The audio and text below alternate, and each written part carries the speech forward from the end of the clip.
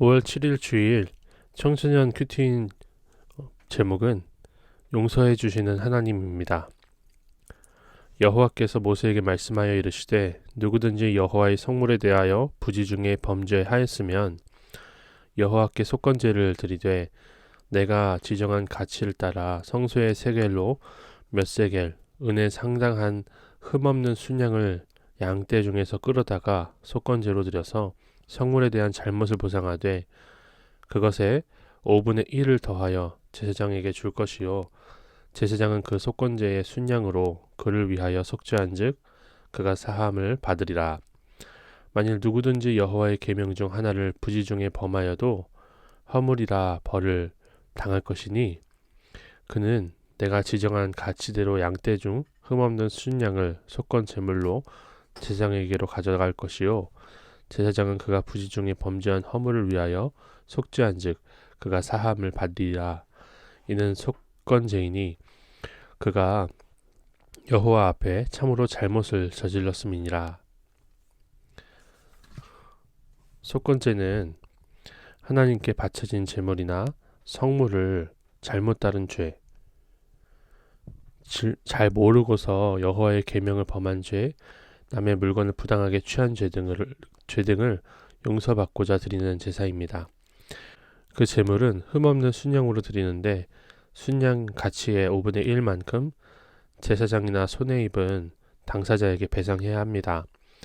율법은 물건 가치의 갑절을 배상하라고 하지만 속건제는 죄를 자복하며 회개하는 것이기에 그보다 낮은 배상을 요구합니다. 하나님은 백성의 죄를 용서하시지만 죄의 대가는 치르게 하세요. 그리고 죄를 자복하고 회개하는 사람에게는 그 대가를 감해 주십니다. 적용해 보세요. 내가 하나님과 사람 앞에서 내 죄를 솔직히 고백하고 회개했더니 그 대가를 감해 주시는 은혜를 경험한 적이 있나요? 이어서 읽어보겠습니다. 여호와께서 모세에게 말씀하여 이르시되 누구든지 여호와께 신실하지 못하여 범죄하되 곧 이웃이 맡긴 물건이나 전당물을 속이거나 도둑질하거나 착취하고도 사실을 부인하거나 남의 잃은 물건을 줍고도 사실을 부인하여 거짓 맹세하는 등 사람이 이 모든 일 중에 하나라도 행하여 범죄하면 이는 죄를 범하였고 죄가 있는 자니 그 훔친 것이나 착취한 것이나 맡은 것이나 잃은 물건을 주운 것이나 그 거짓 맹세한 모든 물건을 돌려보내되 곧 그 본래 물건의 5분의 1을 더하여 돌려보낼 것이니 그 죄가 드러나는 날에 그 임자에게 줄 것이요 그는 또 그 속건 제물을 여호와께 가져갈지니 곧 내가 지정한 가치대로 양떼 중 흠없는 순양을 속건 제물을 위하여 제사장에게로 끌고 갈 것이요 제사장은 여호와 앞에서 그를 위하여 속죄한즉 그는 무슨 허물이든지 사함을 받으리라. 예전에 밀양이라는 영화가 나왔었는데 하나님 앞에 회개했으니 그 아이를 죽인 죄가 사함을 받았다고 막 혼자서 셀프로 사함을 용서를 받았다고 하고 난리를 치는 그런 영화가 있었어요.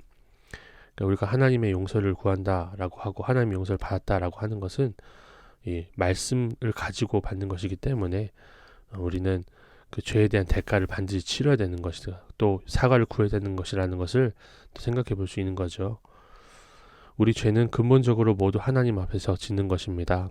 그런데 본문에 나오는 경우들처럼 나의 죄가 누군가에게 간접적으로 영향을 미치기도 합니다.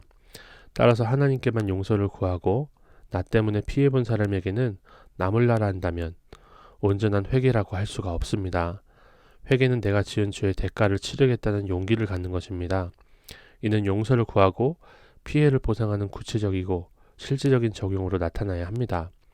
하나님 앞에 겸손하고 용기 있게 자기 죄를 가지고 나아가는 사람은 어떤 죄와 허물도 사함을 받는 은혜를 누릴 수 있습니다. 적용해 보세요. 친구에게 상처나 피해를 주고도 나 몰라라 하진 않나요? 나 때문에 고통받은 친구에게 구체적으로 사과하고 용서를 구해보시길 바랍니다. 오늘 큐티 묵상 간증은 주님이 허락하신 직장이라는 제목으로 묵상 간증이 있네요. 저는 잘 다니던 회사를 그만두고 사업을 시작했어요. 그런데 2년 만에 사업이 망하고 예전에 다녔던 직장과 비슷한 직장에 지원서를 넣고 그 회사에 지금까지 다니고 있습니다. 그런데 현재 다니는 회사는 상사들이 직원들을 너무 괴롭혀 사람들이 기피하는 최악의 직장입니다. 저 역시 이 회사에서 버티기가 힘들었는데 제사장과 같은 교회 소그룹에서 나눔을 하며 버틸 수 있었어요. 그렇게 하루하루를 버티며 13년째 다니고 있고 저는 임원을 제외한 최고참 직원이 되었습니다. 게다가 하나님은 이 회사를 통해 무너졌던 가정도 회복시켜 주셨어요. 그런데도 저는 여전히 이 회사에 다니는 것이 너무 힘듭니다.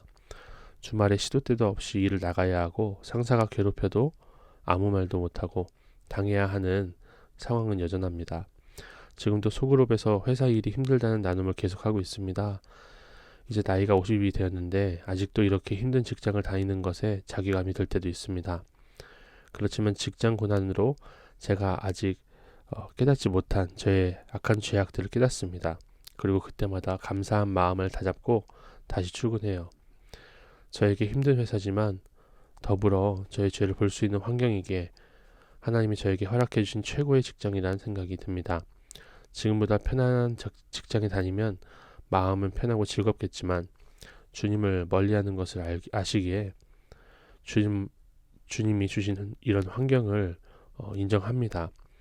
여호와께 신실하지 못한 100% 죄인인 저를 고난을 통해서라도 돌이키시려는 하나님의 사랑에 감사드립니다. 이번에 적용은 상사가 괴롭혀서 미워하는 마음이 들 때 상사를 위해서 기도하겠다는 겁니다.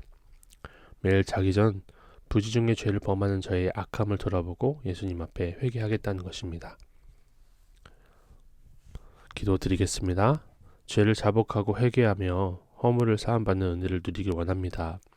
우리 때문에 고통 많은 친구에게 구체적으로 용서를 구하고 죄의 대가도 잘 치를 수 있는 믿음과 용기를 허락하옵소서. 예수님의 이름으로 기도드립니다. 아멘.